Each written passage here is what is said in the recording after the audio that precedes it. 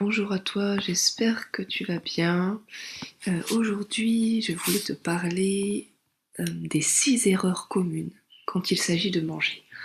Les 6 erreurs que la plupart des gens font lorsqu'ils décident de se mettre à table, lorsque c'est l'heure de manger. Alors tout d'abord, première erreur que la plupart des gens font et qui ne se rendent pas compte que c'est une erreur, c'est par exemple manger des fruits en fin de repas. Le fait de manger des fruits en fin de repas peut être quelque chose, peut être considéré comme quelque chose de normal, voire de traditionnel, hein, le fameux fruit du dessert. Et pourtant, et pourtant, les gens se disent souvent, oui, mais tu vois, je mange des fruits, je mange sainement, ça me fait du bien à mon corps, tout ça. Mais le fait de le manger en dessert, le fait de le manger après le repas, va poser quelques problèmes au niveau physiologique et au niveau digestif. La plupart des fruits, donc à part les agrumes, nous y reviendrons, mais la plupart des fruits sont sucrés. La plupart des fruits sont sucrés. Donc si vous mangez un repas consistant, ou un repas avec des légumes, ou de la viande, ou avec des légumes, ou des céréales, ou avec des légumineuses par exemple, ou avec également un corps gras, donc des œufs, quelque chose qu'on va arroser d'huile d'olive, euh, etc. Donc tous ces aliments, en fait, si vous les consommez avant un fruit, on va se retrouver avec un petit problème de fermentation. Alors là, vous allez me dire, mais qu'est-ce qui se passe? Comment ça se fait? Le fait de consommer tout d'abord, par exemple, de la viande, des légumineuses, etc., et ensuite de consommer un fruit, au niveau digestif, il va se passer un phénomène de fermentation. Car le corps, en priorité, va vouloir digérer. Qu'est-ce qu'il va vouloir digérer en priorité, le corps? Ce qui est dur à digérer. Qu'est-ce qui est dur à digérer? Ce que je vous ai dit, la viande, les légumineuses, les céréales, tout ça, et les corps gras. Tout ça, ça va être dur à digérer, ça va prendre du temps au niveau de la digestion. Et donc le corps, quand il a le choix entre digérer des fruits et digérer les autres types d'aliments que je vous ai dit, donc la viande, etc., il va se diriger vers les aliments durs à digérer. Pourquoi? Parce qu'ils mettent plus de temps et que c'est la priorité, il ne peut pas se permettre de laisser en attente des choses dures à digérer. Donc il va s'atteler en premier à cette tâche de digestion, des aliments un peu complexes. Et là vous vous dites, mais oui, et alors? Et alors, c'est que du coup les fruits qui ont été consommés juste après la viande, vont devoir attendre. Parce que le corps, l'estomac n'est pas capable de digérer les sucres et par exemple les protéines en même temps, ou les corps gras, les lipides en même temps. Il ne peut pas digérer tout en même temps. C'est chacun son tour. Et surtout en ce qui concerne les sucres. Si les sucres viennent tout seuls, ils sont prédigérés au niveau de la bouche, et ensuite ils descendent au niveau de l'œsophage, et ils finissent leur digestion, estomac, et ils vont dans les intestins, il n'y a pas de problème. Mais si, en même temps que les fruits, ou juste avant les fruits, il y a une consommation de viande, il y a une consommation de céréales, enfin surtout de viande et de produits gras surtout, et c'est une consommation d'un de ces deux aliments, eh bien on va se retrouver avec justement une digestion qui va être longue au niveau de l'estomac, et ça va être ça la priorité du corps. Et du coup, les fruits vont se mettre en attente. Ils vont être dans la salle d'attente, juste avant d'entrer dans l'estomac, et ils attendent, ils attendent, ils attendent, ils attendent, ils attendent. Et plus on va consommer, par exemple, de viande, de grosses quantités de viande, ou de grosses quantités de corps gras, ou euh, voilà, où la digestion va être très longue, par rapport pour digérer certains de ces aliments, et bien le fruit va attendre, va attendre, va attendre. Et vous avez sûrement déjà fait l'expérience d'un fruit qui reste un peu trop longtemps dans un endroit un peu sombre, ou qu'on a oublié de manger, et qu'est-ce qui se passe avec ce fruit? Et ce fruit commence à fermenter. Hein, ce fruit commence à fermenter. Et il se transforme et va s'en suivre une fermentation alcoolique. Donc vous m'avez bien entendu, c'est-à-dire que lorsque vous allez manger des fruits au dessert, et vous allez favoriser la fermentation alcoolique dans votre corps. Donc qu'est-ce que ça va produire? produire de l'alcool dans son corps, déjà, c'est pas ce qui est de plus sain. Hein, dans le sens où ça va créer un environnement toxique pour votre corps. Donc souvent, ça va souvent se symboliser par des symptômes, ça va se matérialiser par des symptômes de flatulence ou des symptômes de roue, hein, on va avoir envie de rôter, de régurgiter, tout ça. Peut-être par des symptômes d'aérophagie et des symptômes de flatulence également. Et donc ça, il faut absolument... Ça, bon, forcément, vous avez des flatulences ou vous avez de l'aérophagie, pour vous, c'est pas forcément très grave, mais ça traduit de quelque chose qui se passe à l'intérieur de notre corps et du coup qui est en train d'intoxiquer un petit peu notre corps. Donc si ça arrive, voilà, si ça arrive très ponctuellement, c'est pas très grave dans l'absolu, mais si c'est tous les jours, à chaque repas, que vous consommez un produit sucré, donc notamment des fruits, à la fin du repas, après un repas assez copieux, et bien du coup il va se passer ce phénomène de fermentation, et s'il se produit chaque jour, à chaque repas, mais ça risque d'être, sur le long terme, ça risque d'endommager votre corps, car votre corps va être constamment exposé justement à la toxicité donc de la fermentation alcoolique. Donc c'est vraiment important, justement, donc pour remédier à cette première erreur de manger des fruits en fin de repas, de les manger en début de repas. Donc je comprends bien que pour certains, ça va être un peu compliqué parce que ça fait pas du tout partie de nos habitudes de manger des fruits, surtout en Occident, ça fait certainement pas partie de nos habitudes de manger des fruits en fin de repas. Et pourtant, de manger des fruits en début de repas, pardon. Et pourtant, manger des fruits en début de repas va avoir plein d'avantages. Premier avantage, c'est que du coup, on va pas avoir de fermentation alcoolique en mangeant en fin de repas. Deuxième avantage, c'est que les fruits sont remplis de vitamines, de nutriments, de micronutriments, qui, justement, le fait qu'on les consomme en début de repas va préparer le terrain, va préparer l'estomac à accueillir la suite du repas, va produire des enzymes digestives, et du coup, va aider la digestion de la suite du repas. Donc ça c'est plutôt un point positif. Donc je vous conseille de consommer le fruit avant le repas, mais c'est-à-dire une demi-heure avant le repas par exemple. Vous consommez votre fruit par exemple pendant que vous êtes en train de préparer le repas par exemple. Vous donnez à vos enfants qui sont assis avec vous par exemple dans la cuisine, vous donnez le fruit, vous mangez votre fruit, le temps que la préparation du repas se termine, vous passez ensuite à table. Et vous verrez qu'au niveau, voilà, au niveau de l'inconfort digestif, des flatulences, etc., vous en aurez beaucoup moins, voire pas du tout, en fonction de ce que vous mangez. Donc voilà, ça c'était la première erreur. Deuxième erreur, le fait de manger trop vite. Alors manger trop vite, je sais, c'est quelque chose...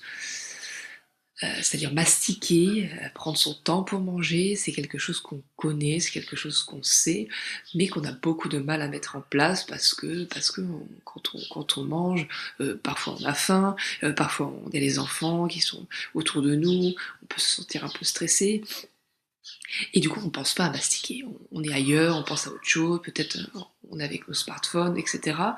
On n'est pas en train de manger calmement, dans un environnement calme, avec des gens qu'on apprécie, sans stress, en prenant son temps. Ça c'est une des conditions, ça c'est les conditions pour bien assimiler ce qu'on mange. C'est d'être dans un cadre qui favorise justement l'assimilation de la nourriture et qui nous fait prendre conscience qu'on est en train de manger. Et ça c'est important parce qu'on n'a plus cette conscience qu'on est en train de manger. Parfois on va manger comme ça, on est en train de marcher, on va manger parce qu'on a envie. Parce que si vous voulez, le fait de manger, ça va nous redonner un coup de fouet, ça va nous stimuler, parce qu'on est des corps fatigués, on a besoin de se sentir stimulé, donc parfois on va manger, on n'a pas faim, mais c'est pour nous redonner un petit coup de fouet. Alors, on devrait toujours manger assis, dans un environnement calme, en ayant conscience qu'on est en train de manger. Et ça, c'est vrai que voilà, le fait de manger trop vite, premier désavantage, c'est que du coup, quand on mange trop vite, donc on mastique pas, et au niveau de la digestion, ben ça fait, si vous voulez, le fait de mastiquer, c'est censé être un pré-travail avant la digestion, c'est le début de la digestion en fait, la mastication. Quand vous mastiquez, vous préparez les aliments à devenir et à passer par l'estomac, et ensuite l'estomac c'est facilité pour lui, le fait que vous ayez mastiqué, l'estomac va avoir moins de travail à faire. Et du coup la digestion va être optimisée et donc l'assimilation des nutriments également. Mais si vous mangez trop vite, cette assimilation, cette pré-digestion ne va pas se faire. Et du coup, l'estomac va avoir beaucoup de travail à faire. Déjà qu'il est très fatigué parce que on mange beaucoup trop dans la journée, donc il fait que ça de digérer. Et ensuite, au niveau de l'assimilation, parfois il y a des choses qui vont pas être assimilées parce qu'on a mal mastiqué. Parce qu'on a mal mastiqué, on a mangé trop vite. Et ensuite, voilà, et donc deuxième désavantage, c'est que du coup, quand on mastique, quand on ne mastique pas, quand on ne mastique pas, le corps, le cerveau surtout, ne comprend pas qu'on est en train de manger. Donc du coup, il ne peut pas envoyer les signaux, il ne peut pas envoyer les signaux électriques à notre estomac, ni de produire les hormones nécessaires pour dire attention, il y a de la nourriture qui arrive, préparez-vous. Préparez-vous à accueillir cette nourriture, préparez-vous à la digérer, vous êtes opérationnel. Si vous mangez trop vite, le cerveau ne comprend pas l'information que vous êtes en train de manger, et du coup, forcément, quand la nourriture arrive au niveau de l'estomac, personne n'est prêt. Personne n'est prêt, et du coup, il y a un gros problème. Il va y avoir un gros problème au niveau de la digestion, ça va prendre beaucoup plus de temps, et au niveau de l'assimilation également, il n'y aura pas eu les messages et les signaux nécessaires. Donc, pensez à mastiquer. Pensez à manger dans le calme avec des gens que vous appréciez, pas sur le rebord de votre bureau à toute vitesse ou en marchant sur le pouce. Voilà. Essayez de vraiment. Là, je vous parle même pas de quel type d'aliment manger. Je vous dis manger en mastiquant. Parce que même si vous mangez encore des aliments peut-être industriels, peut-être du gluten ou peut-être ces choses-là, ou beaucoup de céréales ou des choses comme ça, le fait de mastiquer déjà, ça va aller beaucoup mieux. Ça va aller beaucoup mieux. Déjà, le fait de mastiquer également, ça va avoir un gros avantage.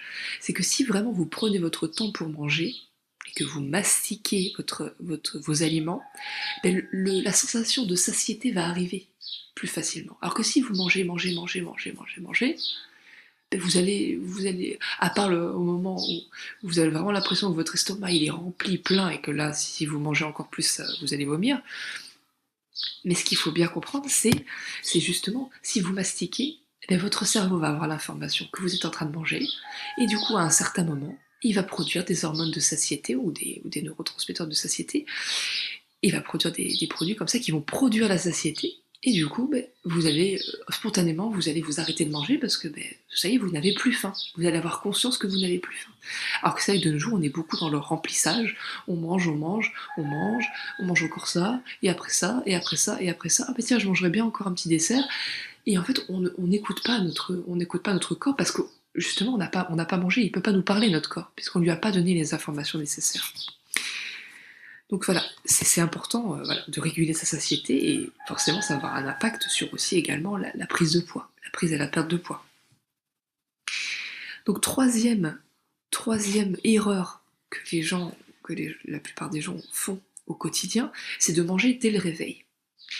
Alors vous venez de vous réveiller, et là vous directement, vous allez dans la cuisine, vous asseyez, hop, café et petit déjeuner.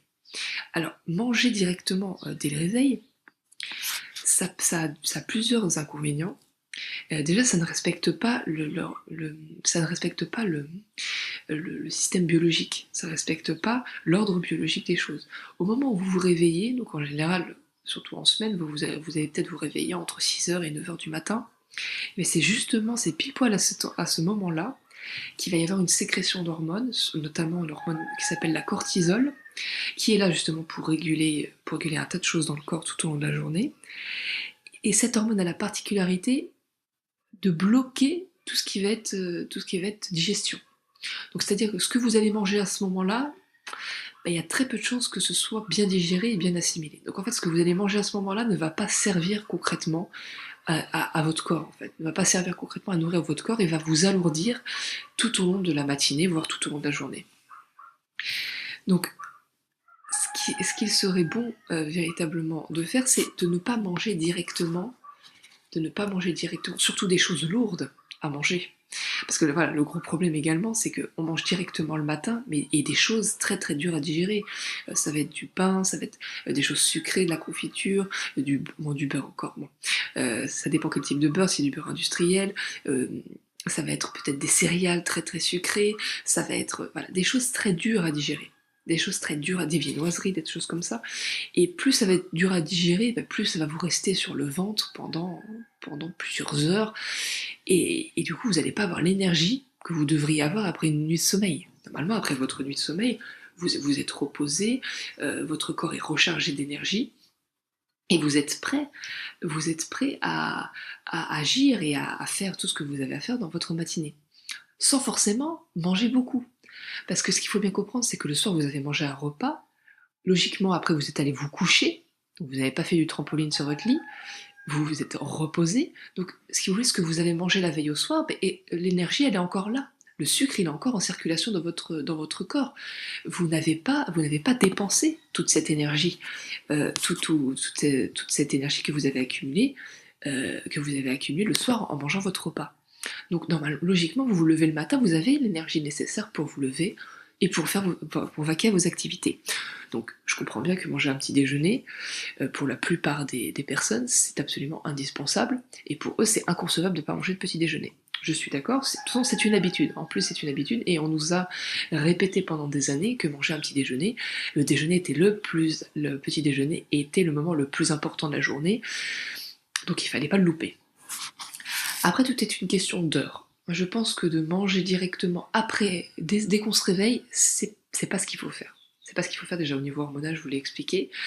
Et surtout, voilà, si vous vous chargez de choses dures à digérer.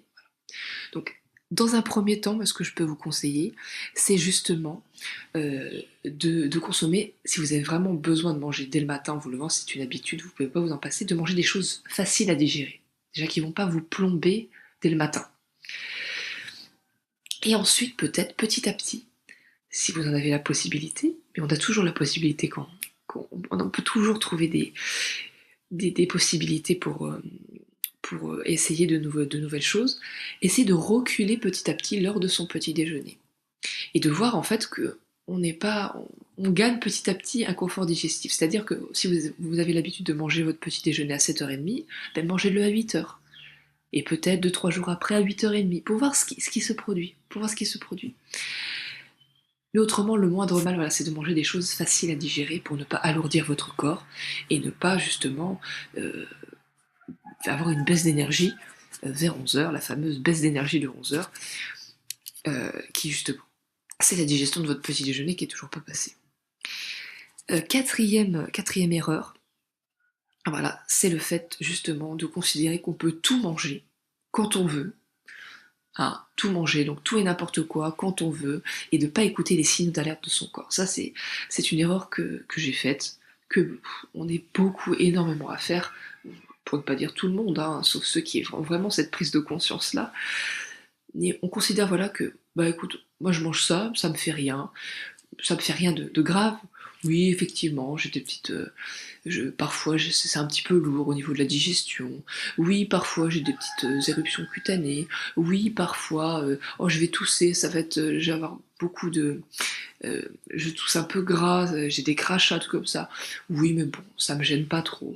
Et en fait, ne pas prendre en compte tous ces petits signaux que le corps nous envoie, c'est une erreur dans le sens où notre corps nous envoie des signaux comme ça qui nous dérangent pas trop, mais ce sont des signaux quand même, c'est notre corps qui nous parle.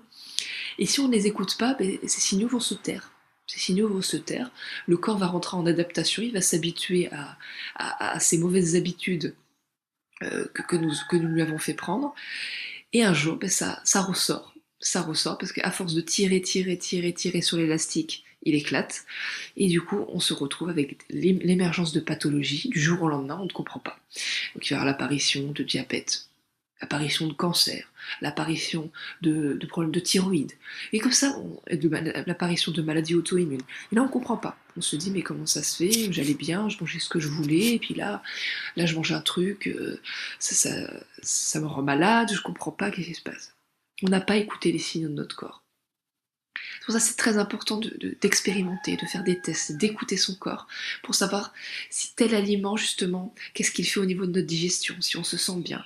Si en mangeant plus de cet aliment-là, est-ce qu'on se sent mieux? Est-ce qu'en reculant l'heure de notre petit déjeuner, est-ce qu'on se sent pas mieux? Est-ce on n'a pas un meilleur confort digestif? Est-ce qu'on n'a pas plus d'énergie à reculer l'heure de son petit déjeuner? Ça, ce sont des choses qu'il faut expérimenter et c'est très important d'être à l'écoute de son corps dans ces cas-là. 5e erreur, si vos enfants n'ont pas faim le matin avant d'aller à l'école, ne les forcez surtout pas. Par rapport à ce que je vous ai dit avant, par rapport à cette hormone qui est sécrétée le matin, c'est que eux justement, cette hormone-là, elle est très active et du coup, elle leur donne pas du tout envie de manger. Nous, c'est une habitude de manger le matin, mais les enfants, souvent, c'est pas une habitude, c'est un instinct.